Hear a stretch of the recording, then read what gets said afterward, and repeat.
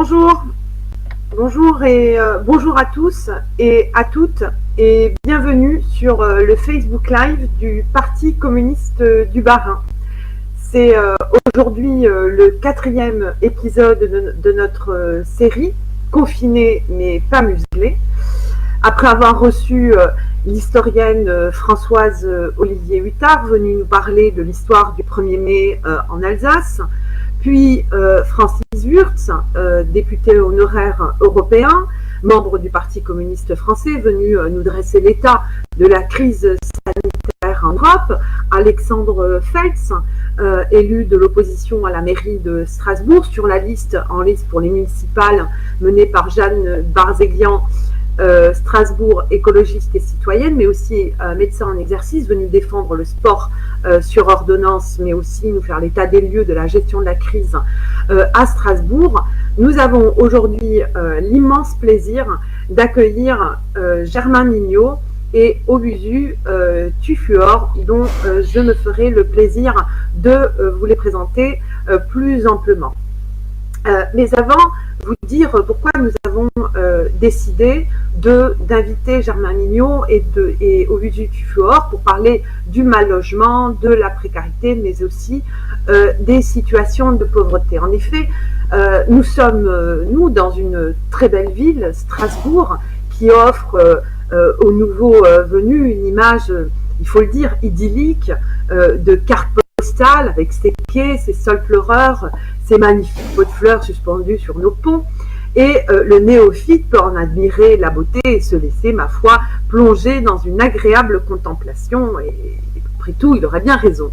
Pourtant, dans notre belle ville strasbourgeoise, c'est aussi l'une des plus inégalitaires de France. En effet, dans l'Eurométropole de Strasbourg, la population a un niveau de vie annuel médian inférieur à celui de la moyenne des métropoles. Et le taux de pauvreté, tenez-vous bien, s'élève à 22,1%. Cela s'explique notamment par les nombreux quartiers populaires de la ville. Si l'on prend, puisque à Strasbourg, il y a aussi des quartiers populaires. Si on prend le quartier du Neuhof, le revenu annuel médian est de 8 000 €, ce qui équivaut à 666 € par mois pour un habitant. Au premier trimestre 2019, le taux de chômage dans la ville de Strasbourg s'est levé à 8,7%. Il peut paraître relativement bas, mais dans le même temps, 40% des emplois créés dans l'Eurométropole et dans la zone d'emploi de Strasbourg sont liés à l'intérim. Et par ailleurs, les temps partiels sont également en augmentation. Alors, je souhaitais introduire ce Facebook Live par ce tableau statistique pour faire un lien entre, d'un côté, la situation des personnes qu'accompagnent Germain Mignot et Obusu Tuffuor, et de l'autre, le taux de pauvreté et de précarité dans notre ville et dans notre eurométropole de Strasbourg. En effet, pour paraphraser Simone de Beauvoir, on ne naît pas pauvre, on le devient. Et les situations de pauvreté ne sont pas sans lien avec le monde du travail. C'est surtout sur ce point que je souhaitais insister. Je rappelle par ailleurs que le taux de pauvreté en France s'élève à plus de 14%, ce qui représente environ plus de 9 millions de personnes. Alors, je me tourne maintenant vers vous, Obusu Tuffuor. Tout d'abord, bonjour à vous. Merci infiniment d'avoir accepté notre invitation pour ce Facebook Live. Alors, vous êtes chef de service à l'accueil de jour de l'association L'Étage, où vous accueillez des personnes sans logement ou mal logées. Le gouvernement, en mars dernier, a commencé par demander à l'ensemble de la population de se confiner et de rester à la maison avant de se rendre compte que dans notre pays, l'une des plus grandes puissances économiques au monde, il y a des hommes, des femmes, parfois même des enfants, qui dorment dans la rue. Je sais que les acteurs de la solidarité se sont fortement mobilisés pour faire entendre la voix des personnes mises en situation de pauvreté. Quelle a été votre réaction, Obusu Tuffuor, et comment vous avez géré la situation de la crise sanitaire avec votre association? Bonjour à toutes et à tous. Et donc, en effet, je suis au Tufior, chef de service à l'accueil du jour de l'association Étage située sur le quai des Bateliers. Une association qui m'emploie depuis un an. Mais avant de développer un peu la situation de la crise, j'aimerais bien vous dire que je suis un acteur du champ de l'insertion par l'activité économique et aussi de la mise à l'emploi des plus éloignés depuis 15 ans, depuis 2005, et que Salia faisait état notamment des intérims. Et ben, avant l'État, j'ai dirigé une société d'intérim d'insertion pendant un an. Donc, j'ai pu témoigner de la situation de l'emploi précaire sur le bassin de Strasbourg. Mais avant cela, je vais plutôt vous parler un peu de la situation de la crise. Avant la crise et durant la première partie de la période hivernale, au niveau de mon service, nous accueillons en permanence 50 personnes. Je parle bien accueil stationnaire. Donc, arrêt sous image, vous rentrez, vous voyez 50 personnes dans une pièce prévue pour 32 personnes. Ce qui montrait justement l'état de la situation des gens, aussi bien des isolés, des demandeurs d'asile et aussi tout venant, mais ça faisait 50 personnes. Le moment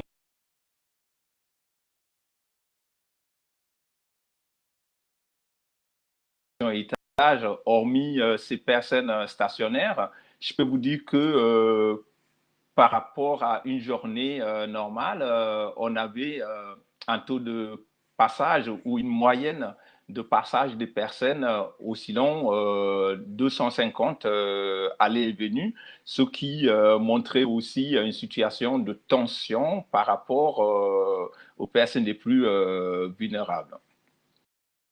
On avait aussi, et c'est aussi les services qu'offre l'État, on a la possibilité de restauration pour les personnes et ce service ouvert à tous avait donc des prérogatives. Pour les moins de 25 ans, c'était payant et le coût était de 1 euro, voire 1,50 € selon certaines modalités. Et pour les plus de 25 ans, c'était 2 euros ou 2,50 € aussi selon un certain nombre de modalités. Et durant cette période hivernale, on avait une moyenne de repas servis le midi de 80 et le soir 45. Et le week-end, le dimanche, midi, pour 50 personnes. Avec l'arrivée de la crise, bien évidemment, les restaurants étant fermés, notre accueil du jour a été aussi fermé parce que Covid oblige. Et on est passé sur un mode de la gratuité des repas. Je dirais que la crise a modifié totalement les modalités d'accueil des personnes. Désormais, on ne peut plus accueillir les personnes. L'accueil du jour est fermé à toute personne. Le restaurant est fermé à toute personne, comme tous les restaurants de notre pays. Et ceci a modifié complètement la façon dont nous devons nous approcher de nos bénéficiaires. Aujourd'hui, les repas ont été, dans un premier temps, les premières semaines, on a été obligé de préparer ces repas nous-mêmes parce qu'on avait le cuisinier qui était malade, il est tombé malade. Le service de la cuisine était quasiment en arrêt, donc on a dû employés, un collègue et moi-même, plus deux autres personnes. Et par la suite, on a fait appel à des bénévoles. Nous sommes employés pour pouvoir fournir des repas à toutes les personnes qui se présentaient devant notre établissement, qui faisaient la demande sans distinction. C'est-à-dire que n'importe quel citoyen français pouvait venir et nous, on ne demandait pas sa situation, que ce soit une personne isolée, une personne en grande difficulté ou une personne à l'hôtel ou autre. On servait tout simplement parce que les gens étaient là. On a servi et jusqu'à aujourd'hui, on a une moyenne de 500 repas jour, 250 voire 300 en moyenne le midi et 200 repas le soir. Et nous avons été les premiers à avoir mis cela en place dès le 17 mars. Et depuis le 17 mars, nous avons continué. Depuis le 1er avril, on a intégré aussi les week-ends, donc le samedi et dimanche, y compris les jours fériés. Donc, même le week-end de Pâques, nous avons servi des repas en continu. Ceci a modifié notre façon de faire, notre façon de voir le public et aussi comment prévoir demain dans notre service dédié aux plus démunis, les plus éloignés, les personnes vulnérables, sans que, comment dirais-je, sans que cela puisse avoir une empreinte négative sur notre comportement au quotidien. Ce dispositif, je dirais, la crise a permis aussi de souder les salariés de l'étage parce que tous les salariés sont passés au mode production, je dirais, industriel pour préparer les sacs, les sachets, donc mettre les couverts avec des serviettes, mettre tout ce qu'on pouvait mettre dans les sacs, le préparer de manière comme à la chaîne en entreprise. Et ceci a été notre quotidien jusqu'à aujourd'hui et nous continuons à faire les distributions de repas jusqu'à au moins la fin de ce mois-ci.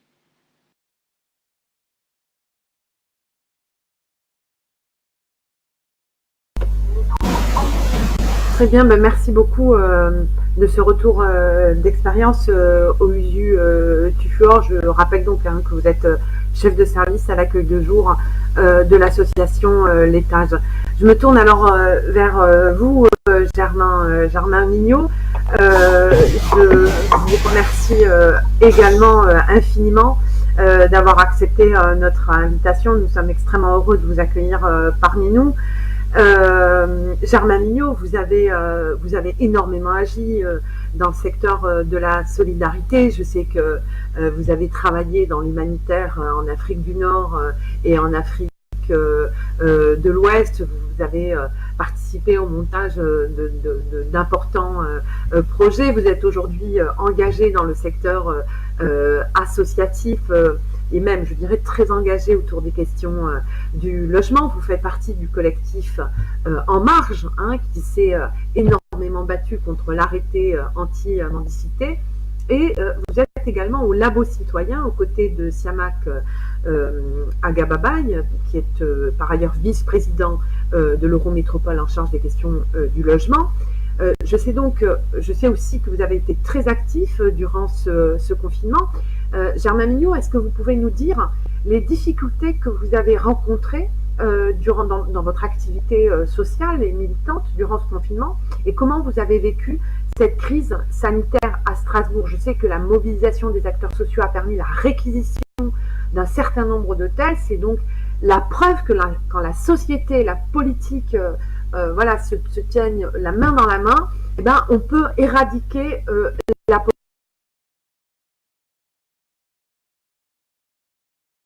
Oui, merci beaucoup pour l'invitation. Bonjour à toutes et tous. Effectivement, je crois que la crise sanitaire a permis de mettre un focus sur un certain nombre de problématiques. De par mon expérience, moi, j'ai beaucoup plus travaillé et agi avec des personnes en grande précarité, vraiment des personnes de la rue, notamment avec les maraudes, avec les Croix du Monde. Et puis après, avec l'association Caritas sur un accueil de jour et un projet d'hébergement. Ce qu'on a vu avec la crise exactement, hein, Salia, c'est que, alors on peut reprendre des chiffres, mais il y a eu un nombre conséquent de solutions d'hébergement qui ont été proposées et mises en place. Euh, Pourtant, on voit que la semaine dernière, il y a encore 200 personnes qui avaient des demandes d'hébergement qui n'ont pas été pourvues. Donc, on voit bien que malgré cet effort qui a pu être fait par les différentes administrations, par l'État, les services de la ville, ce n'est pas encore suffisant pour répondre à tous les besoins d'hébergement. Après, j'aurais quelques petits bémols hein, sur la façon dont ça peut être fait. Alors après, on est sur une période de crise où je crois qu'aujourd'hui, on va être sur vraiment une réflexion pour essayer de tirer un bilan de comment ça s'est passé et pour être plus efficient dans notre champ d'action et notamment pour de futures crises qui pourraient arriver. Je crois que il y a l'augmentation des grosses capacités d'accueil, elle doit pas faire oublier que c'était pas forcément adapté pour toutes les personnes. Les nuitées hôtelières, ça reste de l'hébergement. Moi, je préfère vraiment pouvoir parler de logement plutôt que d'hébergement. Quand les familles se retrouvent dans des chambres d'hôtel surpeuplées, avec pas forcément la possibilité de cuisiner, ça pose question sur la dignité de l'accueil.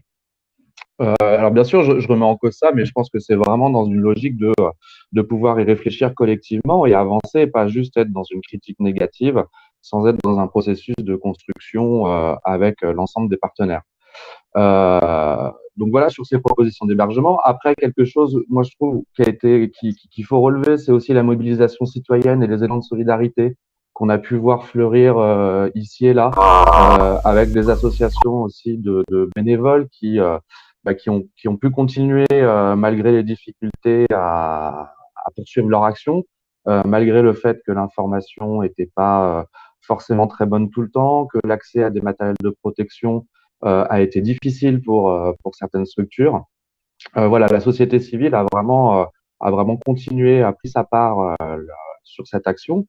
Non pas voilà, moi je le place assez haut, mais non pas pour remplacer les services de droit commun, mais vraiment pour que il puisse y avoir une coordination, une mutualisation des moyens, un partage d'infos, et que ça puisse être fait de façon pérenne, toujours dans cette logique à rechercher des solutions innovantes. On le voit bien, et ça c'est inhérent à toute structure, que des plus petits collectifs, des plus petites structures ont une capacité de réaction des fois beaucoup plus importante et rapide que des institutions où il va y avoir une certaine inertie du fait de la taille. Après, sur la situation actuelle, voilà, il y a différentes choses. Moi, je pense qu'il faut quand même rappeler, et ça c'est vraiment important, que vivre à la rue tue. Tous les ans, des personnes meurent parce que vivant à la rue. Je crois que cette année, en 2020, alors c'est pas exhaustif, mais on a déjà plus d'une centaine de personnes en France qui sont mortes à la rue. Je crois que c'est vraiment quelque chose d'important à rappeler parce que on aurait peut-être tendance des fois à l'oublier en se disant que il y a pas mal de choses qui sont mises en place en termes d'accompagnement social, de solutions d'hébergement, mais malheureusement tout ne fonctionne pas encore comme on le souhaiterait. Euh, je crois qu'il y a un point que je trouve essentiel et la crise le démontre aussi encore, c'est comment aujourd'hui on arrive à mettre en place un espace de dialogue avec les personnes qui vivent la précarité pour que justement en fait les projets d'hébergement, les projets d'action soient adaptés à leurs besoins. Donc vraiment d'avoir ces temps d'écoute, de parole, que ça puisse être organisé de façon institutionnelle. Du coup, par rapport à ça, je trouve qu'il y a vraiment un système, donc le système de pair et danse, qui est un système qui se développe, hein, qui a d'abord commencé plutôt sur tout ce qui était santé psy et personnes avec des pratiques de polytoxicomanie. Aujourd'hui, c'est vraiment un système qu'on pourrait développer aussi avec des personnes qui de par leur expérience, ont acquéri des compétences en fait du fait de leur vie à la rue, des compétences en termes de connaissances des réseaux, des acteurs, et pourraient être moteurs dans des propositions ou dans de l'accompagnement de personnes qui, elles, sont encore dans des situations ou des parcours de rue. Donc, je trouve que là-dessus, voilà, c'est sur ces points-là assez importants où on pourrait vraiment mettre l'accent. Et on l'a bien vu, hein, la crise, les centres d'hébergement ont pu continuer à assurer majoritairement leur travail, mais on l'a vu que pour des maraudes, pour des accueils de jour, pour des distributions alimentaires, c'était extrêmement compliqué parce que organisé, parce que soit il y avait du personnel qui était absent, parce que malade, de la garde d'enfants, des bénévoles qui sont parfois âgés, qui du coup n'ont pas pu venir pour continuer à faire les actions. Et j'ai pu le remarquer hein, lors de maraude qu'on a rencontré vraiment un nombre de personnes qui avaient faim. Aujourd'hui, peut-être on a un peu coutume de dire qu'en France, on meurt pas de faim, mais par contre, peut-être qu'on meurt de mal manger, de mal se nourrir et d'avoir une hygiène de vie qui est compliquée.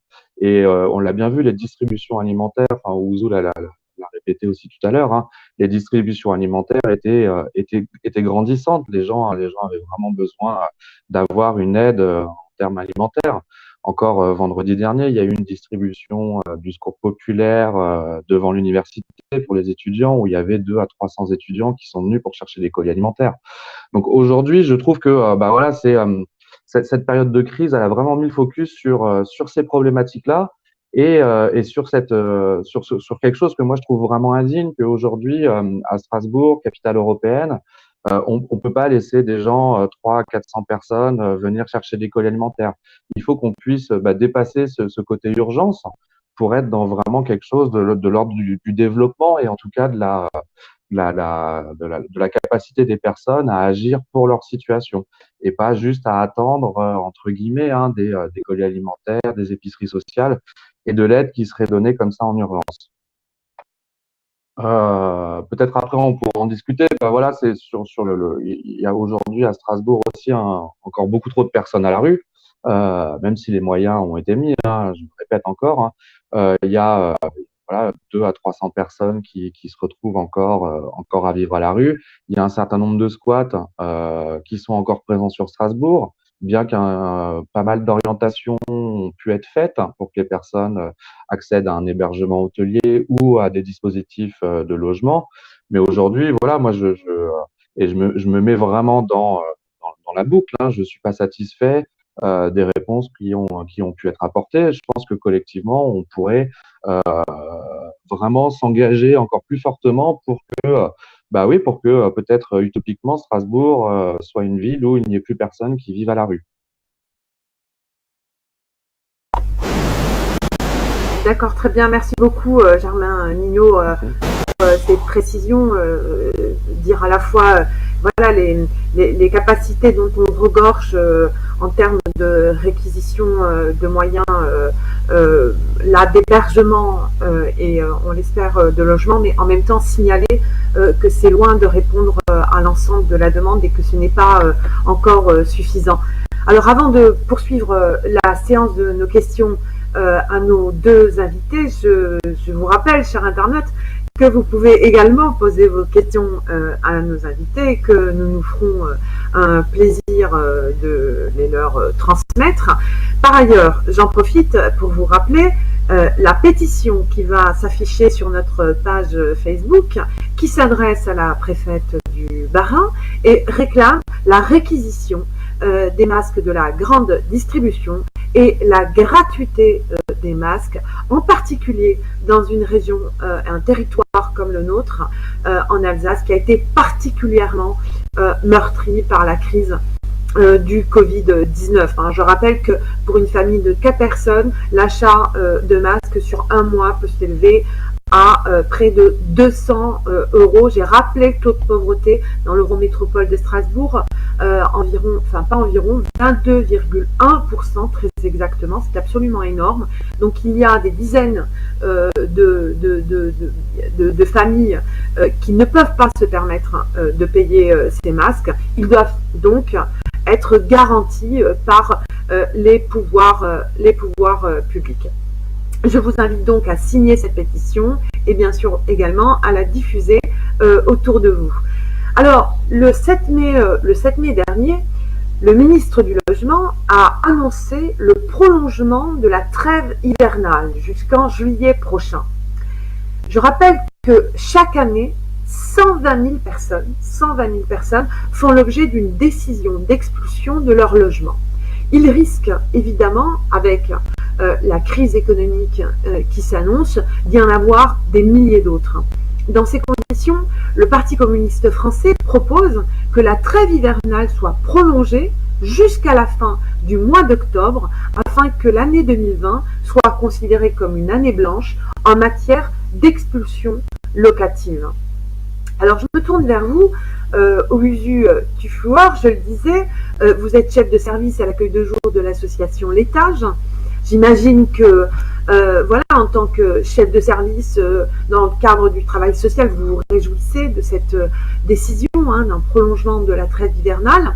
Mais est-ce que cela sera suffisant Germain Mignot a pointé un certain nombre d'insuffisances. Est-ce que cela sera suffisant au regard des problèmes que vous avez rencontrés durant cette crise? Et est-ce que vous pouvez aussi peut-être nous dire plus concrètement, au-delà évidemment déjà des services du repas qui font partie des besoins élémentaires, quels ont été les besoins les plus urgents auxquels vous avez dû faire face? Et est-ce que vous avez obtenu des réponses conséquentes ou adéquates des pouvoirs publics durant cette crise sanitaire Olusu Tuffuor? Donc, effectivement, au tout début de la crise, on a rencontré quelques difficultés. Je vous rappelle que tous les lieux publics étaient fermés et donc les personnes à la rue n'avaient même pas la possibilité de faire les besoins primaires, à savoir pouvoir aller aux toilettes, etc. Avec insistance et la mobilisation d'un certain nombre d'acteurs, il y a eu l'ouverture des points d'eau et des toilettes pour certains, mais au niveau de l'association Étage, dès le début de notre distribution de repas, nous avons permis l'accès aux personnes de pouvoir justement faire ses besoins durant le temps de repas. Après, tu as évoqué la prolongation de la trêve hivernale. Je pense que c'était une nécessité et à ce titre, l'État a pris la bonne décision de prolonger cette situation. Ce qui, en passant, va permettre aux personnes qui sont en hébergement d'urgence, donc ceux qui sont à l'hôtel ou dans les établissements d'accueil, pour ces personnes, de pouvoir les garder et donc leur permettre de mieux dormir, entre guillemets. Quant au reste de la situation, je ne peux rien vous dire parce que nous, au niveau des accueils du jour, nous aurons une réunion encore cette semaine pour échanger avec l'État et faire valoir nos besoins. En ce qui me concerne et en ce qui concerne le travail que j'ai fait, la plupart de nos demandes ont été satisfaites par l'État, notamment quand nous avons fait une demande d'extension d'ouverture de notre accueil du jour, notamment ouvrir l'accueil du jour durant la période hivernale jusqu'à 21h et aussi le samedi matin de 9h à 13h. Et ça a été une demande qui nous semblait nécessaire et qu'on ne voulait pas attendre les périodes de grande foire pour pouvoir ouvrir durant ces moments. Et cette demande a été satisfaite par l'État. Donc, je dirais que en ce qui nous concerne, en ce qui me concerne dans mes attributions, on arrive à bien travailler avec l'État. Après, il y a la question des squats que Gemma a évoqué. Moi, en ce qui me concerne, je suis professionnel employé par l'État, donc je ne peux pas évoquer les situations de squat et je ne peux même pas donner mon avis sur cette situation de fait de mon positionnement. Mais en tout cas, j'ai pu entendre lors des réunions que j'ai participé, la volonté des services de l'État d'aider à transformer ces situations-là en situation favorable. Après, quand je dis une situation favorable, est-ce que on va garder des ayants droit pour les mettre dans des endroits appropriés et puis les autres les expulser? J'en sais rien du tout, je ne peux pas me prononcer. Mais en tout cas, il y a des engagements forts de l'État et je suis, je dirais, je suis à peu près satisfait de ces engagements. Je peux aussi vous dire que au niveau de la situation, vu l'évolution de Covid, nous travaillons aussi en lien avec l'État sur l'ouverture d'un lieu d'accueil pour des personnes ayant un animal de compagnie, donc les personnes ayant des chiens. Et c'est un service que je vais piloter très, très prochainement. Quand je dis très, très prochainement, ça peut être encore cette semaine l'ouverture. Et ce sont des réponses de l'État par rapport à cette situation. Après, bien évidemment que entre Gemma, qui est militant aguerri depuis pas mal de temps sur le terrain, et ma posture de chef de service, on ne dirait pas les choses de la même façon, mais en tout cas, moi, j'y vois un certain nombre de choses avancer.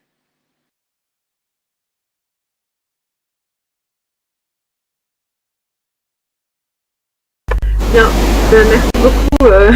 merci beaucoup de cette réponse au Usu Tufort. Je rappelle, pour qu'on comprenne bien le cadre de votre intervention, vous intervenez ici en tant que professionnel et vous portez également la parole de votre structure. C'est donc pas une parole qui se dit ou qui s'exprime à titre strictement personnel, et je vous en remercie, et évidemment nous comprenons tout à fait. Alors je me tourne vers vous, Germain Mignot. Excusez-moi. Oui, je le rappelais, je disais en introduction que vous êtes un militant très engagé sur le terrain de la question du logement. Vous êtes aussi un militant aguerri et peut-être dans ce cadre-là un peu, voilà.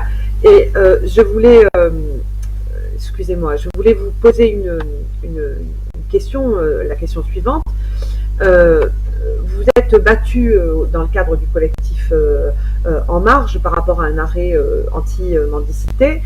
Je le disais en introduction, Germain Mignot, on ne naît pas pauvre, on le devient. Je disais ça pour dire que, ben voilà, c'est pas une naissance, pas une identité d'être une identité au sens naturel d'être pauvre. Et je disais aussi parce qu'on a coutume de se représenter les pauvres comme des gens qui se seraient laissés aller ou abandonnés. On a tenté de montrer le lien entre pauvreté et monde du travail, mais aussi, et ça je crois que Germain Mignot, vous pouvez en témoigner, les personnes qui sont en situation de pauvreté, ce sont aussi des personnes qui regorgent de trésors de débrouillardise, d'énergie, de résistance au jour le jour pour tenir le coup, pour tenir le choc face à la réalité, à la dure réalité des situations de pauvreté. Et par ailleurs, Germain Mignot, puisque vous êtes militant par rapport à ces questions, je sais aussi que vous avez sans doute pu être le témoin d'un très grand élan populaire de solidarité, d'un élan citoyen autour des questions du logement ou de la nourriture. Qu'est-ce que vous pouvez nous en dire, Germain Mignot? Oui, justement, Talia, moi, je trouve que vraiment, avec la crise, on a pu aussi assister au fait que les personnes sans abri, aujourd'hui, elles paient quand même les carences d'un système qui a quand même abandonné les gens en les laissant dans des grandes dépendances. Je vais m'expliquer, hein. Une dépendance vis-à-vis de l'orientation pour l'hébergement via le SIAO, une dépendance aussi vis-à-vis des associations, hein, et dont je fais partie, hein, je me mets vraiment dedans, par rapport aux bénévoles, aux professionnels de l'accompagnement social. Une dépendance vis-à-vis des administrations, que ce soit pour obtenir un droit au séjour, renouveler le titre de séjour, faire preuve de sa minorité pour la problématique des mineurs non accompagnés qui doivent vraiment prouver leur minorité ou le maintien sur le territoire. Donc, je crois que quand on laisse les gens aussi comme ça dans une grande dépendance, en leur permettant peu ou pas de s'exprimer et en tout cas de prendre acte de leurs conditions et de pouvoir être acteurs et actrices de leurs conditions, c'est vraiment complexe après pour sortir de ce cercle vicieux. Aujourd'hui, on le voit bien là, je crois qu'il y a vraiment un certain nombre de mesures, hein, alors qui ont été mises en place par le gouvernement au niveau national, notamment sur les aides pour des familles au RSA ou ayant des aides sociales. Je crois que ça suffit pas. Aujourd'hui, on peut pas se satisfaire de ces aides-là. On le voit bien, il y a déjà des premières difficultés qui se font jour, hein, et notamment des acteurs du logement d'insertion comme la FAPIL on recueille déjà les difficultés de paiement de loyer.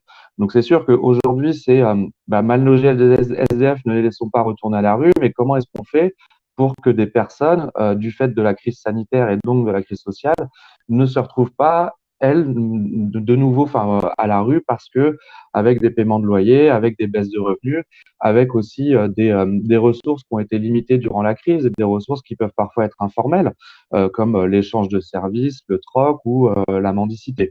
Et c'est un certain nombre de personnes qui, elles, ne vont pas forcément non plus avoir accès à ces aides nationales. Je pense aux personnes de moins de 25 ans, aux personnes qui ont le minimum vieillesse, à des travailleurs saisonniers qui vont pas forcément pouvoir toucher le chômage partiel. Donc là, je crois que vraiment à court terme, l'État et les collectivités, elles doivent pouvoir s'engager assez fortement en termes d'aide financière, qu'elle soit directe ou indirecte, pour soutenir en fait et ne pas laisser tomber les gens dans une précarité qui serait grandissante, parce qu'on sait que bah voilà, c'est plus compliqué de sortir de la précarité plutôt que d'être dans de la prévention et empêcher justement les personnes d'y tomber. Et puis vraiment, je trouve que cette crise, elle nous pousse à réfléchir à moyen terme. Comment est-ce qu'on peut vraiment changer profondément la façon dont on envisage la thématique de l'hébergement et du logement, et vraiment de pouvoir porter de façon très forte le logement d'abord, justement pour éviter, comme à chaque crise ou à chaque hiver, qu'il puisse y avoir des bricolages, des solutions un peu palliatives parce que les personnes sont remises à la rue. Alors voilà, je pense que Ouzou il va être d'accord avec moi. Je crois que le bricolage, la débrouille, ça fait aussi partie intégrante un peu de nos pratiques, hein, dans des associations. Et je dénigre pas du tout ça. C'est juste que vraiment ça permet des belles réussites, mais à un moment, il faut qu'on arrive aussi à sortir de ça pour être un peu plus efficient dans les mesures qu'on peut prendre et dans l'accompagnement des personnes. Donc vraiment, je crois qu'aujourd'hui, avec la fin du confinement, il faut vraiment qu'on arrive collectivement à exiger que les personnes hébergées ne soient pas remises à la rue, comme ça arrive à la fin de l'hiver ou à une fin de prise en charge. Et puis pareil, hein, quand on parlait des personnes qui peuvent être en squat ou en bidonville, ça va être la même problématique, c'est que il faut aussi qu'on puisse affirmer fortement que on ne souhaite plus que ces personnes soient expulsées incessamment sans accéder à des dispositifs pérennes, et ce quel que soit leur droit au séjour ou s'ils sont ouverts ou pas. Donc voilà à peu près, en tout cas moi ce que je vois de cette crise, de comment elle peut nous engager institutions, travailleurs sociaux, militants, citoyens, citoyennes, à vraiment réfléchir collectivement autour de ce partage d'informations, et puis personnes de la rue et qui ont ce parcours et cette connaissance-là.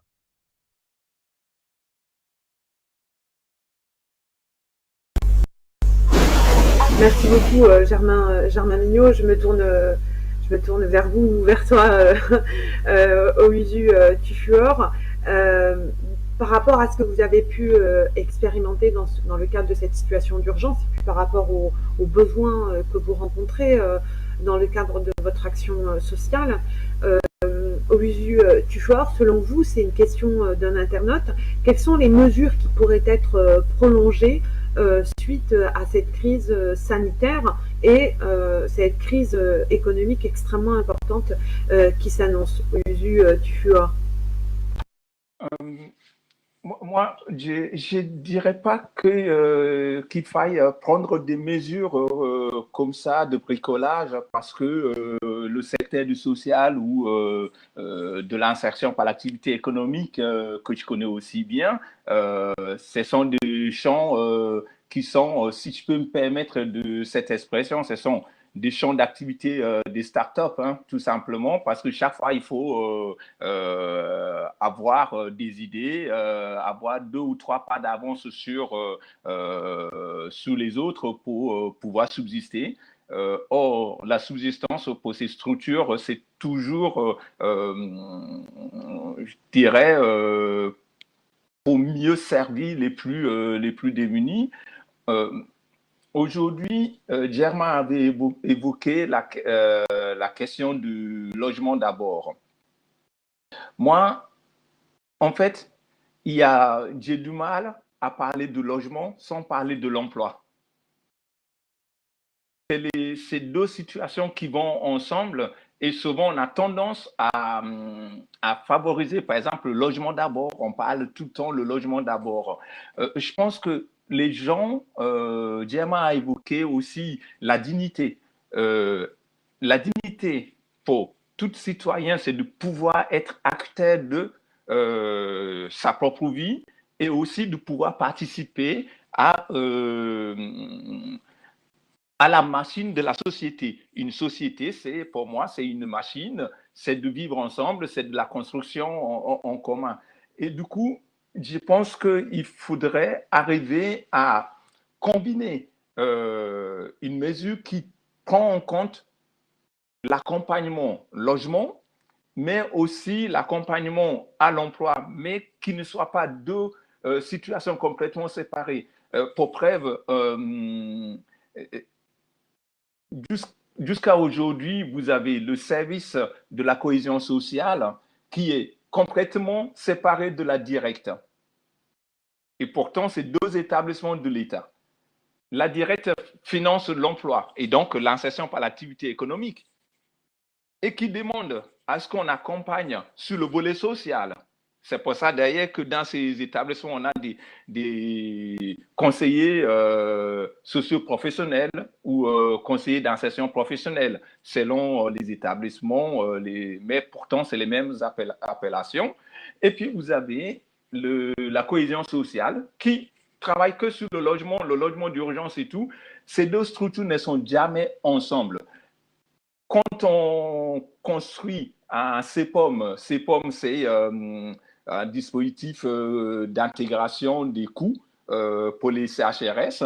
Si vous avez une structure que je connais comme l'Armée de Salut à Mulhouse qui avait CHRS, donc un établissement d'hébergement, et un chantier d'insertion, et ben, les deux budgets sont complètement séparés. Et pourtant, on est porté par la même structure. Et c'est ça qui montre que l'État est lui-même incohérent par rapport à ces exigences. Donc, je pense que la bonne mesure, ça serait une mesure qui intègre le logement d'abord, parce que les gens ont besoin d'être en logement. Vous ne pouvez pas donner une mission d'intérim à quelqu'un qui n'est pas en logement. C'est compliqué. Il ne peut pas dormir la nuit et pourtant, il doit se lever à 5 heures du matin. Et si on ne combine pas ces deux, comme on dit, ces deux actions qui n'ont rien à voir, mais pourtant qui sont nécessaires pour pouvoir avancer, on n'y arrivera pas et du coup, on aura toujours des gens dans la précarité et ça ne fera rien avancer.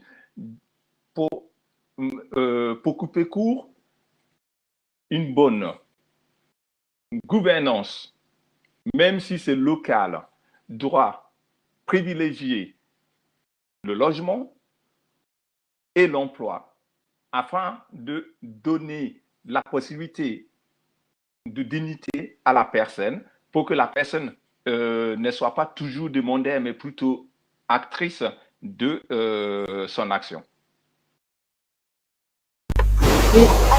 Oui, je vous remercie, Auguste Duclos. C'est évidemment une logique d'ensemble, puisque, en fait, dans une société capitaliste, effectivement, sans accès à l'emploi, on ne peut plus entretenir sa vie et ses besoins alimentaires, dont le logement, la nourriture, le chauffage, enfin bref, tout ce qui sert à l'entretien minimum de la vie. Et sans l'entretien minimum de la vie, on ne peut plus être en mesure de tenir sa journée de travail dignement et correctement.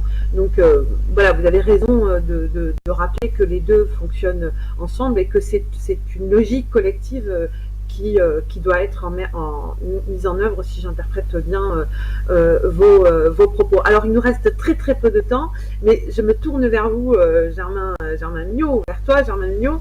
Je sais que il y a eu... alors, si je reprends les informations, que le labo citoyen qui est dirigé notamment ou animé par Siamak Agababaye, dont je rappelle, Siamak Agababaye, qu'il est évidemment médecin, mais aussi vice-président de l'Eurométropole en charge du logement. Il y a une proposition de la part du labo citoyen, dont il est l'un des animateurs importants, de 500 places en hébergement d'urgence. D'abord, qu'est-ce que vous en pensez, vous, Germain Mignot? Je sais que vous avez eu à produire un rapport avec Siamak pour le labo citoyen. Qu'est-ce que vous pouvez nous en dire? Est-ce que ce sont des propositions réalistes? Est-ce que ce n'est pas d'abord à l'État de prendre en charge ce type de dispositif? Alors vraiment très rapidement, est-ce que vous pourriez nous répondre, Germain Mignot? Alors, je peux répondre très rapidement, je vais essayer d'être concis. Oui, donc avec le labo, il y avait cette proposition donc, qui a été. Alors, pour répondre aux premières questions, oui, c'est réaliste puisque c'est budgétisé, c'est planifié et le phénomène de ces 500 places d'hébergement a déjà été expérimenté sur Strasbourg avec 100 places d'hébergement pour personnes vulnérables à la rue. Donc, ça veut dire que c'est quelque chose qui fonctionne. Sur lesquels on peut déjà en plus avoir du recul puisque ça fait presque 2 ans maintenant que ce dispositif a été mis en place et qu'il a montré tous les points positifs dans l'accompagnement des personnes dans le logement. Aujourd'hui, sur la question, est-ce que c'est à l'État, à la ville, au conseil départemental de le faire? Je crois que aujourd'hui cette question, on doit pouvoir se la poser collectivement et se mettre tous autour d'une table de façon peut-être dit un peu de vulgaire, mais voilà que aujourd'hui c'est plus possible de se renvoyer la patate chaude en disant ça c'est de telle ou telle personne ou telle structure doit s'occuper parce que la personne a tel statut. Je crois qu'aujourd'hui on est arrivé et de toute façon on l'a vu que la crise sanitaire et sociale, elle nous engage toutes et tous et que on peut pas se cacher les yeux sur des situations extrêmement problématiques. Vous parlez de l'accès à l'emploi. Il existe aujourd'hui le dispositif territoire zéro chômeur de longue durée qui a été expérimenté aussi sur plusieurs territoires. Donc voilà, c'est ce genre de mesures qu'on pourrait assez rapidement, alors pas dans l'urgence, mais sur du court terme, pouvoir prendre ici sur un territoire comme Strasbourg et l'Eurométropole. D'accord, très bien. Merci beaucoup pour votre précision, Germain Mignot. Je me tourne vers vous, Usu Tufua, pour une dernière question d'un internaute. Donc, je tiens absolument à ce qu'elle soit posée, puisqu'il s'est donné la peine de la poser. C'est une question de Gérard Usu Tufua. Il nous demande Est-ce que vous avez les chiffres sur les amendes attribuées aux personnes à la rue durant la période du confinement? Et est-ce que vous pouvez nous répondre très rapidement, s'il vous plaît? C'est une question que je ne saurais répondre parce que il y a beaucoup de bruit à ce sujet. Or, au niveau des personnes qui passent sur les quais des bateliers, notamment les personnes bénéficiaires des repas distribués à l'étage, personne n'a fait état de cela. Nous, le mot d'ordre, c'est vous allez chercher votre repas à l'étage. Et généralement, quand ils le disent calmement, sans agitation, ça se passe très bien. Et franchement, en toute honnêteté, personne n'est venu nous faire état d'une quelconque amende.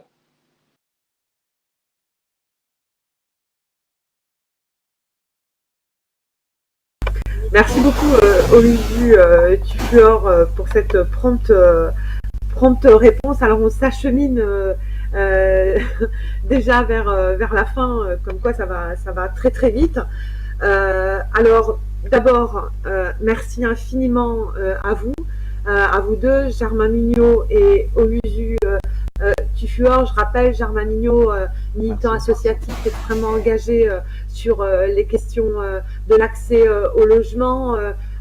Oluju Tufuor, chef de service à l'accueil de jour de l'association L'Étage. Germain Mignot également dans le labo citoyen et le collectif labo citoyen de Siamak Aga Babaye, vice-président de l'Eurométropole.